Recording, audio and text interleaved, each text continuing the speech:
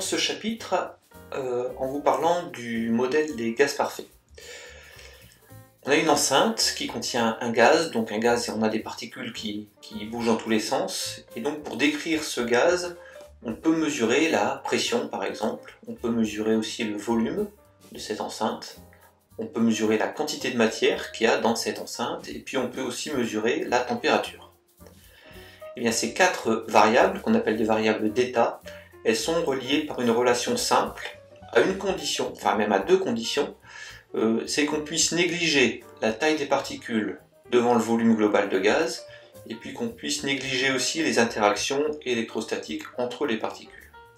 Donc si ces deux conditions sont réunies, à ce moment-là, on a la relation PV égale nRT. Donc P c'est la pression en pascal, V le volume en mètres cubes, N la quantité de matière en mol, R c'est une constante, la constante des gaz parfaits, qui vaut 8,31 dans le système international, et puis T la température qui se mesure en Kelvin. Donc cette relation elle fonctionne pour les gaz parfaits, c'est-à-dire il suffit d'avoir un gaz à faible pression pour le considérer comme un gaz parfait. Alors on a un système ici qui est posé sur le sol. Et pour qu'un système puisse avoir de l'énergie, il peut avoir de l'énergie cinétique ou de l'énergie potentielle, mais s'il est au repos posé sur le sol, ça veut dire qu'il n'a ni énergie cinétique, ni énergie potentielle. Donc on pourrait dire son énergie vaut 0. Et bien en fait son énergie ne vaut pas 0, parce qu'à l'intérieur, il y a des particules en mouvement. Et donc chaque particule a une certaine énergie cinétique, et puis il y a aussi des interactions entre les particules, donc c'est de l'énergie potentielle. Donc finalement, même si ce système est au repos, à l'intérieur, il possède une énergie. Donc c'est ce qu'on appelle l'énergie interne, qu'on va représenter par la lettre U. Alors ce système, il peut y avoir des échanges. Donc on peut faire rentrer de l'énergie, si on le chauffe par exemple, on peut faire rentrer de l'énergie dans ce système. Ça veut dire que la variation d'énergie interne sera égale à plus Q. On peut aussi le refroidir, donc si on le refroidit, il y a de l'énergie qui va sortir du système, et donc la variation d'énergie interne sera égale à moins Q. Et puis cette énergie interne, on peut aussi la faire varier en faisant travailler le système. Donc par exemple, si on le comprime, eh ben, on va apporter un travail, et donc la variation d'énergie interne sera égale à plus W. Et à l'inversement, si on va le détendre, on aura un travail négatif, donc il va perdre une énergie qui sera égale à moins W. Alors on en vient au premier principe de la thermodynamique. Le premier principe dit que l'énergie se conserve. Elle n'est ni créée ni détruite. Et donc on peut avoir plusieurs possibilités pour un système. On peut d'abord considérer que le système est fermé.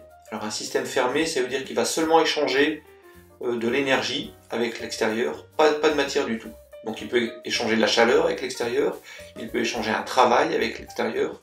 Ça veut dire que la variation d'énergie interne de ce système, delta U, ça sera la somme de l'échange de chaleur plus l'échange de travail avec l'extérieur. Donc Q plus W. Ce système peut aussi être isolé. Un système isolé, ça veut dire qu'il n'a aucun échange avec l'extérieur, donc pas d'échange d'énergie, pas d'échange de matière, rien du tout. Ça veut dire que son énergie interne sera toujours la même, donc delta U sera égal à 0. C'est ce qu'on a par exemple dans les bouteilles thermos, qui sont fermées, et donc pas d'échange d'énergie ni de matière avec l'extérieur. L'énergie interne est conservée. On peut aussi avoir un système qui est incompressible. Alors un système qui est incompressible, eh bien, il va seulement échanger de la chaleur avec l'extérieur, et donc s'il échange de la chaleur, sa variation d'énergie interne sera égale à Q. On peut la calculer, cette variation d'énergie interne, en faisant la masse fois une constante C fois la variation de température. Alors Q c'est l'échange de chaleur, donc ça se mesure en joules, c'est une énergie calorifique. M c'est la masse en kilogrammes. Et puis TF moins TI c'est la variation de température, température finale moins température initiale. Donc ça peut se mesurer en Kelvin ou en degrés Celsius. Et donc cette constante C va se mesurer en joules par kilogramme par Kelvin. Cette constante C, c'est ce qu'on appelle la capacité thermique.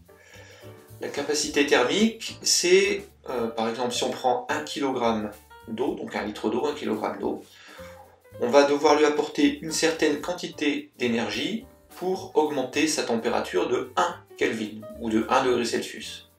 Et bien voilà, c'est ça la capacité thermique C. Donc par exemple, pour l'eau ici, ça sera 4180 joules par kilogramme par Kelvin. Beaucoup plus petit, on a la capacité thermique du fer, qui est à peu près 10 fois moindre, et puis encore un petit peu plus petit, la capacité thermique du cuivre, qui est encore à 385 joules par kilogramme par Kelvin.